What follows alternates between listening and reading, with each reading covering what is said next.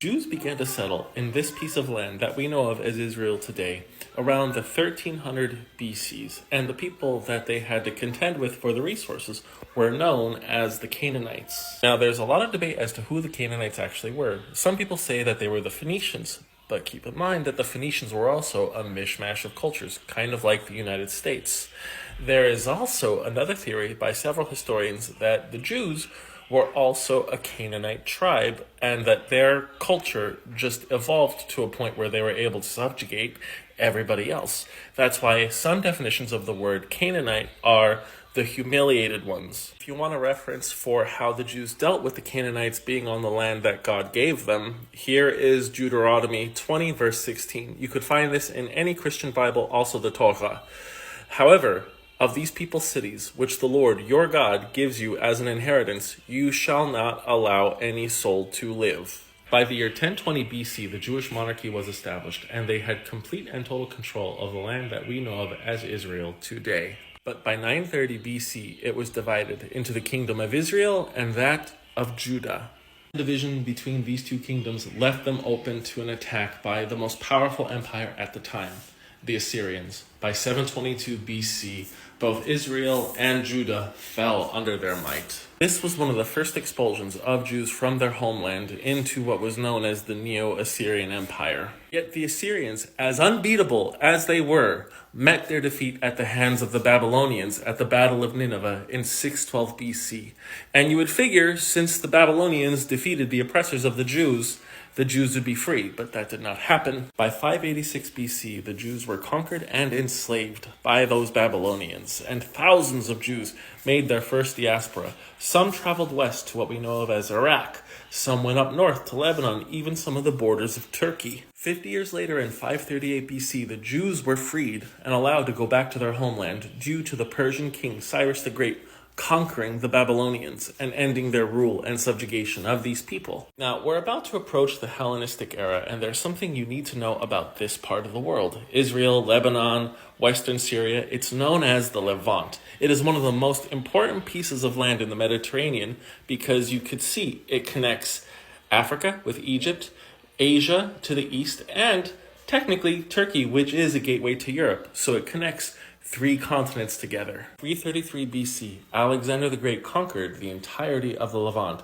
giving him full control of this access point. For over 2 centuries, Israel and the entirety of the Levant was under the control of the Greeks until it fell back into Jewish hands around 140 BC. Inevitably, inescapably, like every empire that touches the Mediterranean at that time, they fell to the Romans in 63 BC. The Jews refused to stay subject to Roman rule, and they led 2 revolts with constant guerrilla warfare against their occupiers. The first Jewish revolt against the Roman Empire took place in 66 AD, and that resulted in an estimated 1 million deaths. The second revolt took place 70 years later, around 136 AD, which resulted in the death of another 500,000 Jews. Now, here's something you have to pay attention to after that revolt. We are looking at a census of the Jewish population in Israel made by the Jewish-Italian statistician Sergio della Pergola. As you could see, in the 1st century, and most likely for 1,000 years before, the majority of the population of Israel was Jews. That began to change once the Jews were massacred after the revolts and the Jews were exiled from Jerusalem. By the 5th century, Jews became a minority in Israel, while Christians became the majority. Let's talk about it. Roman leadership was determined to not only destroy the Jews, but the Jewish culture. They changed the name of their holy city of Jerusalem to Aelia Capitolina. At every major city, the Jews were persecuted. They were not allowed to live in Jerusalem, nor were they allowed to worship in the city. This led to a further diaspora of the Jews, fleeing now to Egypt, Turkey, southern Greece. As the centuries progressed, they fled all the way to the tip of Morocco, all the way to Spain and Italy, Iran, Iraq. For 2 centuries, Israel was run by pagan rule until 313 AD, when the Roman Empire converted to Christianity. By 335, the Church of the Holy Sepulchre, the most holy church in all of Christianity, was built in Jerusalem, making Jerusalem now the holiest Christian city. The Roman Empire fell. That did nothing to the status of the Jews in Israel or Jerusalem. It simply became known as the Byzantine Empire or the Eastern Roman Empire, and the Jews were still kept from the land. At this time, Israel was no longer referred to as Israel. It was broken up into two spots, Syria Phoenice and Syria Palestina. Eventually, it was called Palestina Prima. Lands of the Palestines were further Christianized by the Byzantine Empire until they lost control of it to the Sassanid Persians in 614 AD. Yet Persian rule was short-lived, only for 15 years, when the Byzantines reclaimed it in 629. By 637 AD, the Byzantines and the Persians lost the entirety of their influence in Jerusalem as it fell into the hands of the Muslim caliphates, and Jerusalem fell peacefully. It was only at this time, after 500 years of exile, that the Jews were allowed to come back to live and worship in Jerusalem. The Muslims had very little interest in forcing conversions of Jews or Christians, since they were able to excise a tax on the non-believers called the jizya. So it was actually profitable for the Muslim landowners to make sure that they did not have too many converts. And 5 decades later, around 690 AD, the Muslims constructed the Dome of the Rock, one of the holiest sites in the entirety of Islam, and it's theorized that this is where Abraham was commanded to sacrifice Isaac. After the construction of the Dome of the Rock, Jerusalem has become a holy center for the three faiths: Christianity, Islam, and Judaism. For 3 centuries, the Jews, Muslims, and Christians lived in relative peace. Jerusalem remained a holy city, while the lands of Palestine became economically stagnant. The population dropped within that time from about 1 million people to 300,000. There were a lot of Christians who left the lands of Israel to go to some parts of Europe, Northern Africa, and there was an influx of Muslim population, of course, because Jerusalem did become a major Muslim holy city. By 1099 AD, the Christians decide to take back the Holy Lands, and they launch their first crusade. They succeed. They end up taking Jerusalem. When the Christians entered the gates of Jerusalem, amidst their holy city, they engaged in a slaughter of Jews and Muslims. The death toll is estimated to be between 10,000 to 75,000. For 2 centuries, Jerusalem and most of Palestine was like a game of hot potato between the Christians and the Muslims. The Christians would retake it, the Muslims would retake it. It was most notably retaken by Salah ad-Din in 1187 AD. Yet by the mid-1200s, the Christians and the Muslims had a much larger problem at their hands: the Mongol invasions, and they made it all the way into Gaza. While the French did make temporary alliances with the invading Mongols to weaken the Islamic caliphates, the Mongolian incursions were one of the deadliest threats to Western civilization. While the West does not want to admit it, they have the Mamluk Sultanate and their cavalry to thank for stopping the Mongol incursions into the Middle East from going further up north and out west. They ended up using the lands of Palestine as a buffer zone to keep them at bay. Unfortunately for the lands of Palestine, the Crusades and the Mongol incursions crushed the economy of this area. It ended up becoming a bit of a backwater. But something notable did happen. By the end of the 12th century, the majority of the population of Palestine were Muslim, but the population was so small, just over 225,000 people, when over 1,000 years ago, the total population was around 2.5 million. Something I want you to keep in mind about the Crusades. There were 9 of them in total, and the last one ended around 1290 AD. While Jerusalem was in the hands of the Christians, only Christians were allowed safe passage. The times that Jerusalem fell back into Muslim hands, everyone was allowed to worship. I am going to release part 2 tomorrow, and the goal of these posts will be to give as complete but brief of a history of Israel as possible. Let me know what you think, and thank you. The Mamluk Sultanate controlled Palestine and the entirety of the Levant for another 200 years until the Turks took over in 1516. Now, while this area was under the control of the Mamluks, they destroyed every single Crusader outpost and demolished any town that could potentially support another Crusader invasion. While it was very successful in preventing any further Christian incursions, it did destroy the economy of this region, What made things even worse was that the bubonic plague ended up hitting around 1347 AD. The Black Plague ended up hitting the Mamluk Empire harder than many other regions in the Middle East, especially in northern Egypt, which made it very easily transmissible to the area of the Levant. Let's take a look at the census of the population in Palestine before the Black Death and after the Black Death. You could see that before it was about 225,000 people, but after the Black Death, nearly 1/3 of the population was wiped out. There were only 150,000 people entirely in the lands of Palestine, while over 1,000 years ago, the population was about 2.5 million. By 1516, Palestine and the entirety of the Levant fell to Ottoman rule and did not leave their grasp until the end of World War I in 1918. At the same time of the Ottoman conquest of Palestine, the Spanish and the Portuguese expelled all the Jews and Muslims from their country. These people had no place to go. And a movement was started by Joseph Nazi, a Portuguese diplomat, for the displaced Spanish and Portuguese Sephardic Jews to come to the lands of Palestine. Just in case you're not aware, there are several ethnic divisions of the Jewish people. There are the Ashkenazi, who primarily dwelled in Europe. There are the Sephardic, who dwelled in Portugal, Spain, Northern Africa, and Turkey. And then there are the Mizrahi Jews.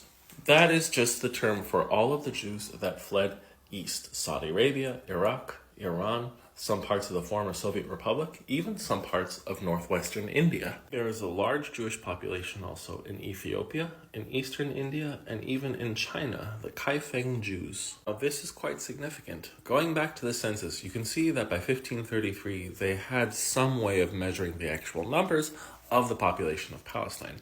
You could see that the population increased from 150,000 to 157,000.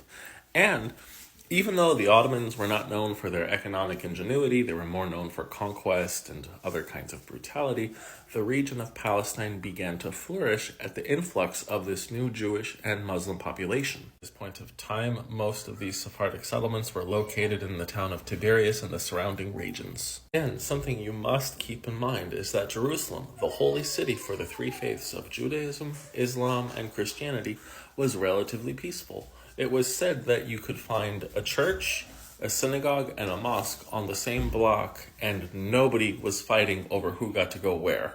Even though Jerusalem was relatively peaceful, that did not mean that the lands of Palestine were. Let's talk about the Druze. The Druze, I hope I'm saying this right, they are their own ethno-religious group. They are scattered around Syria, Lebanon, modern-day Israel. The Druze are not Christian, they are not Jewish, they are not Muslim. They are Druze. They have their own faith, which is almost a blend of all three Abrahamic religions with Buddhism, Hinduism, Zoroastrianism, maybe even some Sikhism. It's fascinating. While the Druze were subject to the Ottomans at the time, they had their own internal power structure, and that almost disintegrated in the Druze Civil War that took place in 1658. It was considered to be the most violent conflict that took place under Ottoman rule in the Levant. While the conflict only lasted 10 years, the Ottomans were unable to secure rule in northern Palestine until the 1750s. By 1799, guess who ended up controlling Palestine and the regions of the Levant? Napoleon Bonaparte. And he had some plans. He actually had an idea to form a Jewish state in Palestine. But whatever plans Napoleon had for that part of the world did not end up working out because he ended up being routed by the British. He had to retreat, and as we all know, Napoleon ended up dying in exile about 20 years later. And even by the 1800s, the most violent faction in Jerusalem were the Christians. It was because the Christians kept fighting over who got the rights to go into the Church of the Holy Sepulchre, which is the most holy church in all of Christianity. I am now going to quote from the JerusalemExperience.com. The Church of the Holy Sepulchre, which was meticulously partitioned between the Greek Orthodox, Catholic, Armenian, Coptic, and Ethiopian churches. Tensions between the groups ran so deep that the keys to the shrine and its doors were safeguarded by a pair of neutral Muslim families. By 1836, the Safed earthquake hit northern Palestine, destroyed tens of thousands of homes, and killed at least 10,000 people. It left this region in total disarray. And it was around this time where Sir Moses Montefiore, an Italian Jewish businessman, decided to start building Jewish communities in Palestine. Some say that Montefiore was inspired by the predictions on the Jewish calendar that it was now the time for the Jews to start resettling in Palestine. Whatever the reasons, he began to build Jewish communities outside of the gates of Jerusalem, where things were still quite dangerous, but he invited the poor Sephardic and Ashkenazi to live there and try to grow. What's eerie is that the building of these settlements were predictive of something. By the 1850s, pogroms were spreading all over Eastern Europe. If you don't know what a pogrom is, it is just a mass killing of Jews, and that is something that Eastern Europe did a lot. Mass pogroms in Russia, Ukraine, Poland, Lithuania led to another mass exodus of the Jewish population into the lands of Palestine. From 1800 to 1890, the population of Jewish people increased by 500%, from 7,000 to 43,000. At the time, they were still a minority. There were 57,000 Christians at the time and 432,000 Muslims, constituting about 532,000 people in the lands of Palestine by 1890. Now, while I jumped ahead to 1890, you should pay attention to the year 1882, since that is the year of the first Aliyah. Aliyah means the Jewish immigration from where they are currently living to the lands of Palestine. There were 6 major aliyahs to Palestine, which is now modern-day Israel, if you count the last one, which is the Aliyah Bet, and that was illegal Jewish immigration into the land. Part 3 is going to be about all of the aliyahs and anything that happened afterwards, and I'm hoping to make a part 4, possibly a part 5. Let me know anything else you would like me to talk about in this dissertation on the history of Israel-Palestine. Between the year 1881 to 1948, Jewish people began to migrate to Palestine, and this period of time was known as the Aliyahs. There were 5 official Aliyahs that took place, but there was a 6th one called the Aliyah Bet, which took place a little bit before and during World War II, when Jewish people were illegally emigrating from Europe into Palestine. Now, the first Aliyah took place from 1881 to 1903, and mainly it was a result of the Russian pogroms and Romanian anti-Semitism. So about 30,000 Jewish people fled these lands and went into Palestine. About 2,000 to 3,000 Jewish people also left Yemen, but they did it for messianic reasons. Let's go back to the census for the population of Palestine, and we can see in the year 1890, which is around the middle of the first Aliyah, the population of Jewish people increased from 7,000 to 43,000, so that is a 500% increase in the population. So you can see there is a boom going on with this first Aliyah. In 1894, a French captain by the name of Alfred Dreyfus was accused of selling French military secrets to the Germans, and simply because of his Jewish lineage, he was found guilty. There was no justice found for him. And this was at a time when France was considered the most liberal country in the world and the safest country for Jewish people in Europe to live. It was a resounding message to a lot of the Jewish population that they will never be able to live freely in Europe, so they were inspired to either go to Palestine or America. Now, the term Zionism has been around for hundreds, if not over 1,000 years, but it was not made into a political party until this man, Theodor Herzl, started it in 1897. Pause to read the definition of Zionism. The definition of Zion is just a hill in Jerusalem, but that became synonymous with all of Jerusalem, and eventually it became synonymous with all of the Kingdom of Israel. Goals stated for the first Zionist movement were the expedient promotion of settlement of Jewish agriculturists, artisans, and businessmen in Palestine, the organization and bringing together of all Jews through local and general events according to the laws of various countries. 3, the strengthening of Jewish feeling and national consciousness. 4th, preparatory steps for obtaining the government approval which is necessary to the achievement of the Zionist purpose. But there were ultra-Orthodox Jews who believed that it was impossible for a Zionist state to form because the Messiah has not returned. Just look at the Haredim. By 1905, the Russians decided to have another pogrom, and they waged one in Odessa, where hundreds of Jews were brutally massacred. This triggered another 35,000 Jewish people to come to Palestine. But they weren't just from Russia. They also came from Northern Africa, Morocco, Iran, other parts of the Middle East. By 1909, 65 Zionist families ended up going out into the desert and start building the foundations for a city. which ended up becoming Tel Aviv. About 15 years later, Jewish engineers started buying malaria-infested swamplands that were considered uninhabitable at some points. They ended up using their engineering skills to drain these swamps and turn those same swamps into lush farmlands. But there was another movement which was resisting the establishment of a Jewish state in Palestine, and it was that of Arab nationalism. For up to 4 centuries, the Arabic nations in the Middle East and beyond were subject to Ottoman rule, and they had their own identities. Iraq, Saudi Arabia, Yemen, Oman, Egypt, they were their own countries, and Palestine is no exception. By 1908, the Young Turk Revolution took place, in which a group of progressive intellectuals took control of the Turkish government and forced the Sultan at the time to reinstate the constitution that was granted in 1876. Now, because the Young Turk Revolution was led by intellectuals who were not just from Turkey, some of them were Greeks and a lot of them were Jews, the Zionist movement did try to get the Young Turks on their side, but that failed. And it is widely accepted by the rest of the world that when the Young Turk government took over, they ruined the Ottoman Empire because they chose very poorly in deciding which side they're going to be on in World War I. Even by the 1890s, there were reported violent incidents of land disputes between Arabs and Jewish people, in which the Jewish people would buy land from the landlord and would vacate the Palestinians who were living off of that land. Just in case you're curious about the Zionist sentiment at the time towards the Arabs in Palestine, I could sum it up in this article that was written by Israel and who was one of the heads of the Zionist movement in England. The Arabs should recognize that the road of their renewed national glory lies through Baghdad, Damascus, and Mecca, and all the vast territory freed from them from the Turks, and be content so far as Palestine is concerned to be politically submerged.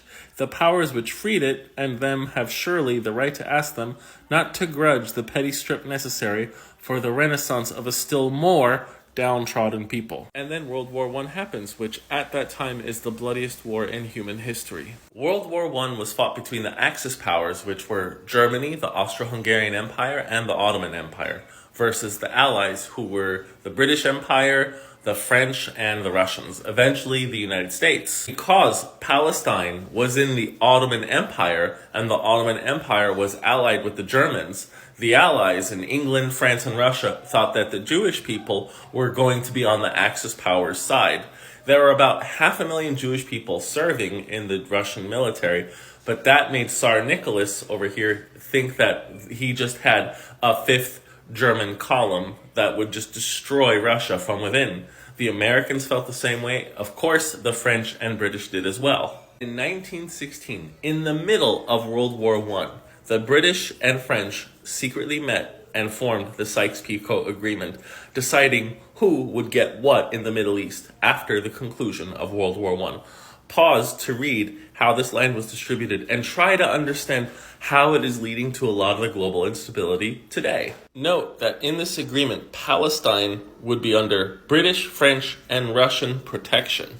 In 1917, Alfred Balfour, the British foreign minister, issued the famous Balfour Declaration, stating that England was going to create a Jewish state in the lands of Palestine. This is the letter that Alfred Balfour wrote to Lord Rothschild about it. There's a lot of hypothesizing as to why the British issued this decree. One of the theories is that the British wanted Russia to get back into the war because in World War I, by 1917, Russia exited the war after the revolution. The British may have been hoping that if they do issue a Jewish state, that would ignite the Jewish people in Russia to get into the war again. Another reason was that England and the Allies were becoming even more anti-Semitic because they were thought to be in with the Germans and they wanted to just find a way to get rid of all of their Jewish population. One thing is certain, that the British did not do it out of any philanthropic cause because at the time they still subjugated nearly 48% of the world's surface. World War I finally concluded in November of 1918 when the Axis powers surrendered to the Allies. This was by far the most bloody war the world has ever seen, totaling over 25 million deaths. Of course, the world wanted to make sure that something like this would never happen again, so they tried to form an international coalition that would form some kind of unity to prevent such a war from happening. a proto-UN, and it was called the League of Nations. Long term, it did not work out. By 1922, the ill-fated League of Nations issued the Mandate of Palestine, giving the British sole control over this entire region, which is the lands of Palestine and the areas of Transjordan. Division was made very clear that no Jewish settlement was allowed in the Transjordan. While all of this was happening, the third Aliyah was taking place, which lasted from 1919 to 1929, in which 40,000 Jewish people fled Europe for Palestine. One of the reasons why they went to Palestine instead of the United States was that by 1924, America closed its borders to Eastern and Southern Europeans. Didn't matter what descent they were. The largest component of Jewish people from the Third Aliyah came from Russia, once again because of anti-Semitism and the massacre of Jewish people during that war, since they were suspected of being German sympathizers. Between 500,000 to 700,000 Jewish people in Russia were displaced because of this. The next post is going to be about the fourth Aliyah, the fifth Aliyah, the Aliyah Bet, and the establishment of Israel as a country in 1948 and the subsequent wars that followed. Let me know what else you would like me to include in that post. Thanks. The Zionist militants were conducting terrorist attacks in Palestine since 1924, but they increased exponentially at the end of World War II. During the war, the Zionist militants were actually cooperating with the British just in case there was a German assault. The largest paramilitary group of the Zionists was called Haganah. They, along with Irgun and several other paramilitary groups, began to receive training from the British to form some kind of resistance against a potential German assault.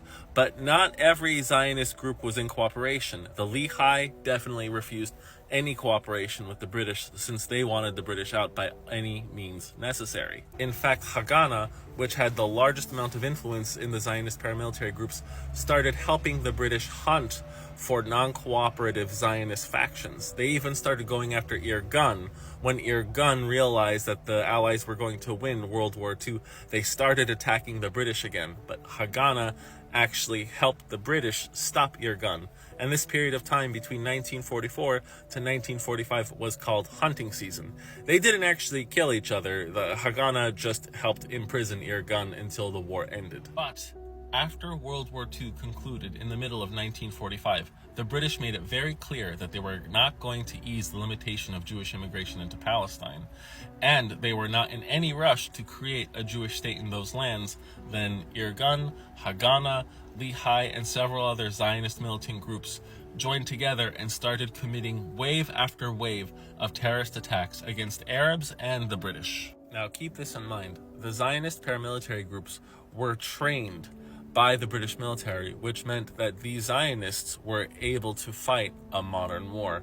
And they had something that the British didn't. They were zealots. Conducted a series of terror attacks, not only in Palestine, but in London, Paris, several cities all throughout Europe.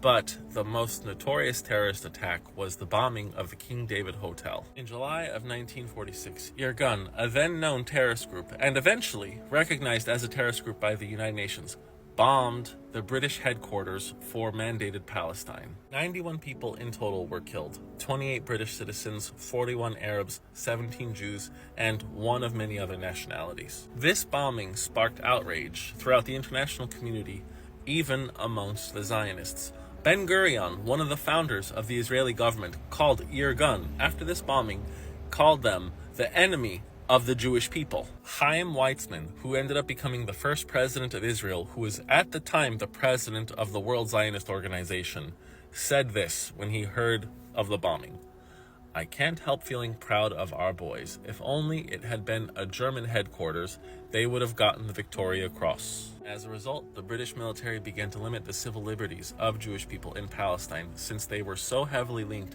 to so many terrorist occurrences. The British began to limit severely the civil rights of Jewish people in Palestine, since they were considered such a heavy threat. They started enacting curfews, roadblocks, random searches, mass arrests of swaths of Jewish people, simply because they were Jewish. Did this because Zionism became synonymous with terrorism.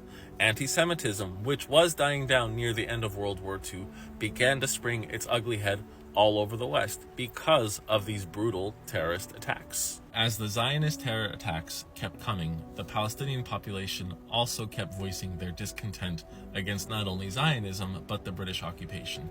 And eventually, the British population back home, still so exhausted after World War II, decided to vote against the British staying in Palestine. And by February of 1947, the British decided to terminate the Mandate of Palestine and turn the matter over to the newly formed United Nations. And by November 29th of that same year, after months of deliberation, the United Nations passes Resolution 181, granting the two-state solution to the lands of Palestine, an Arab state and a Jewish state, as you can see by this map. The United Nations at the time consisted of 56 voting countries. 33 countries voted for the partition plan, 13 countries voted against it, and 10 abstained.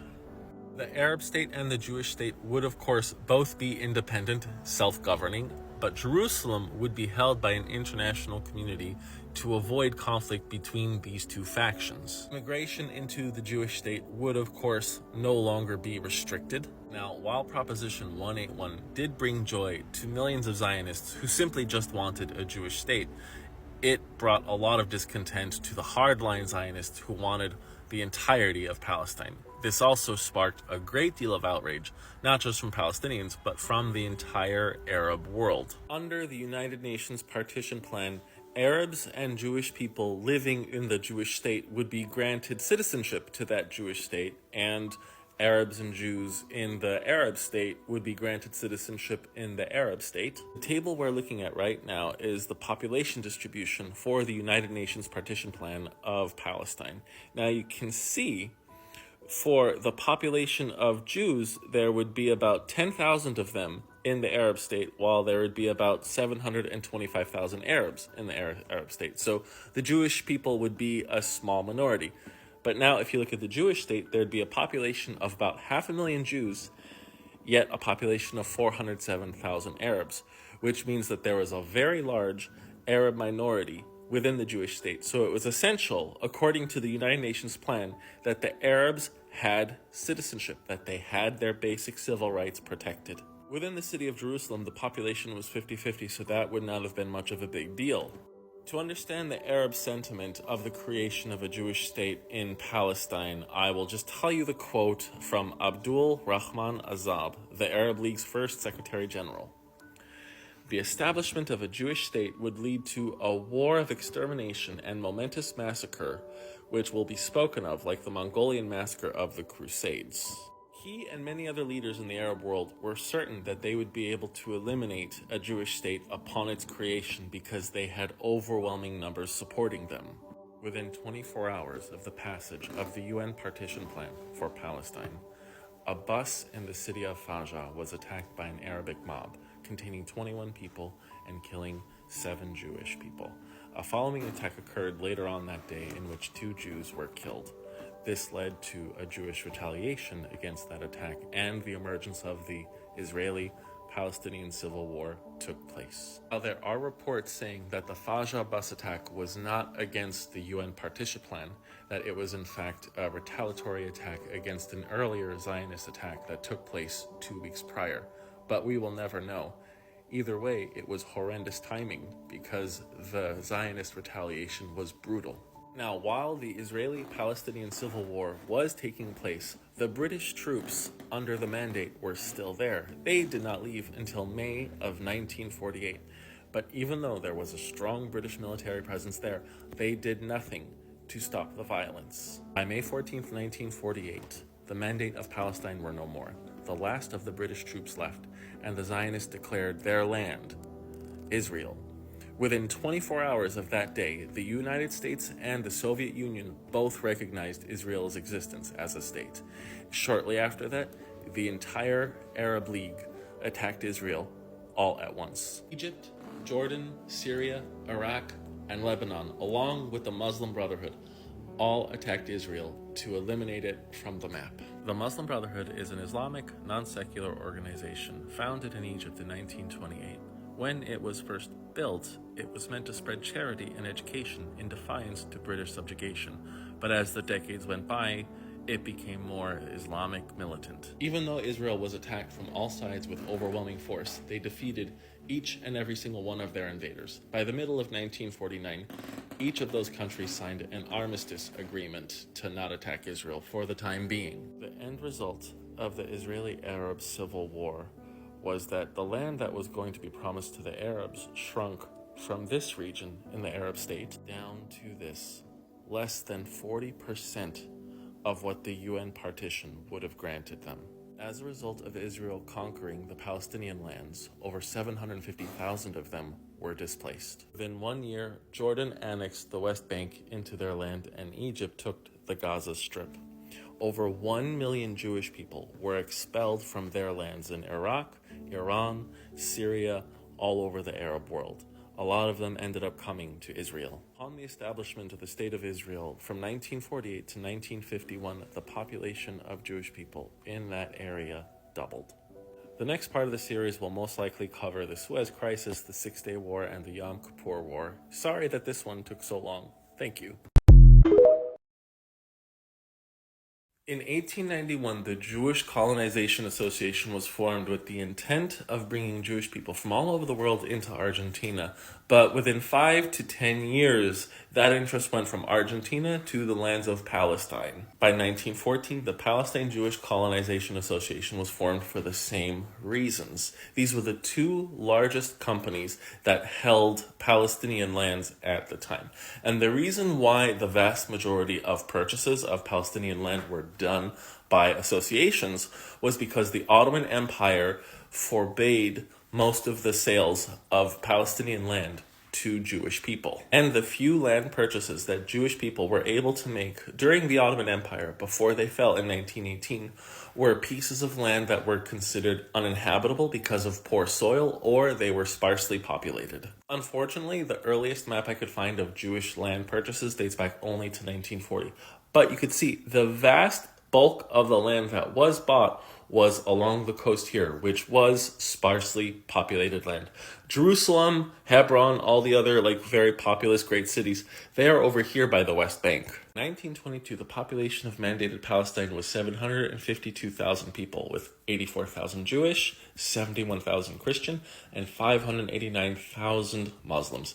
So the Jewish population represented about 11% of all of Palestine. By 1917, the Arab population in Palestine began to feel very threatened, not only by Zionism, their growing fervor, and the growing disregard for the rights of the Arabs, but that of the Balfour Decree, which allowed the setting up of a Jewish state in the lands of Palestine.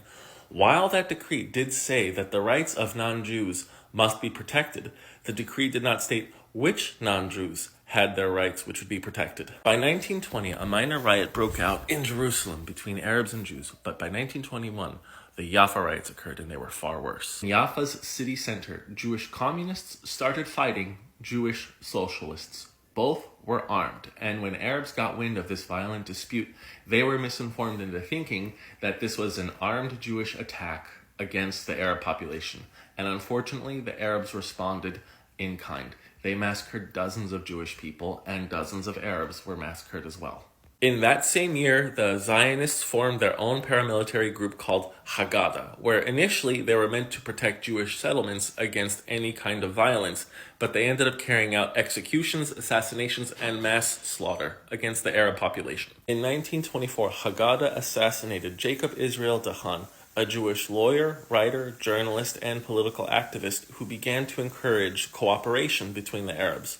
Once he started speaking against the unfairness of the Balfour Decree, he was taken out of the picture. From 1924 to 1929, the Fourth Aliyah was taking place, where about 81 to 83,000 Jewish people migrated from Europe to the lands of the British Mandate, which is Palestine and Transjordan.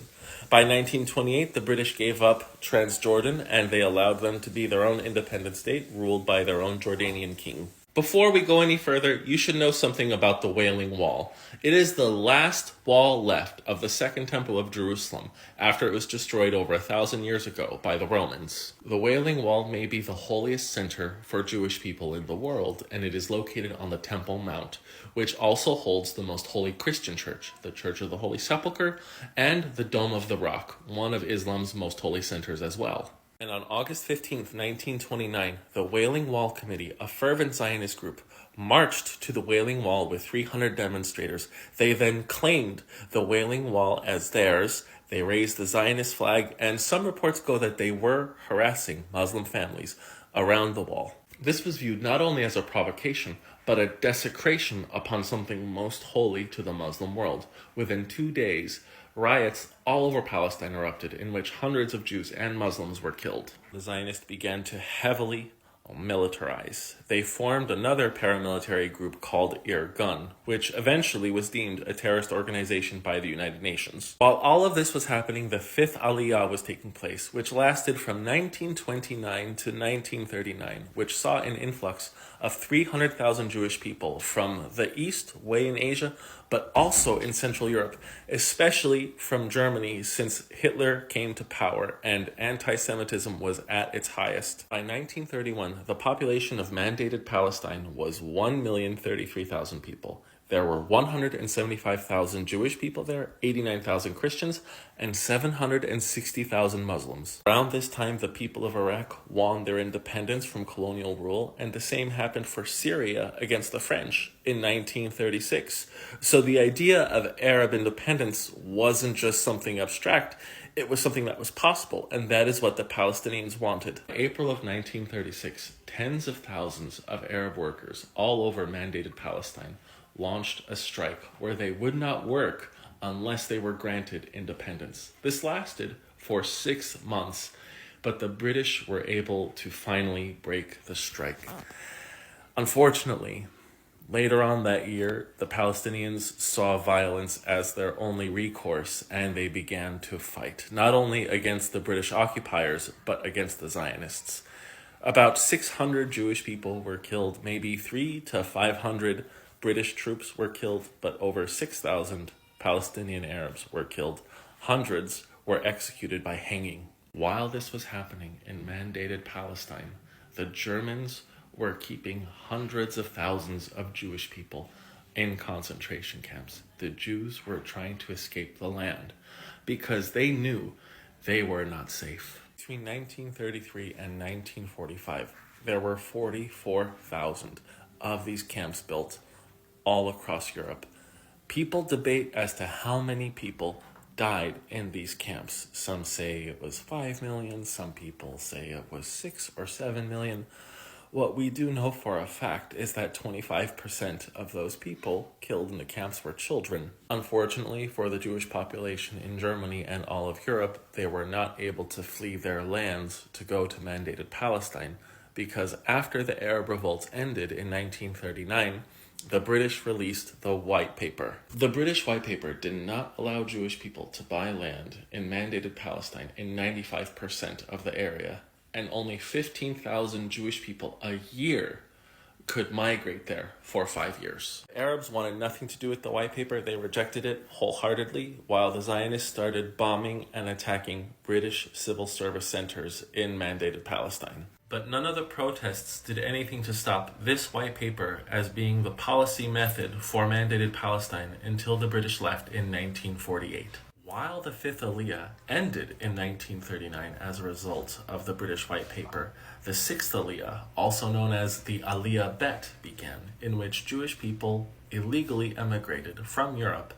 into the lands of Mandated Palestine, and they did this at great risk. Any Jewish person illegally trying to come into the lands of Palestine were put in prison in Mauritius, Africa.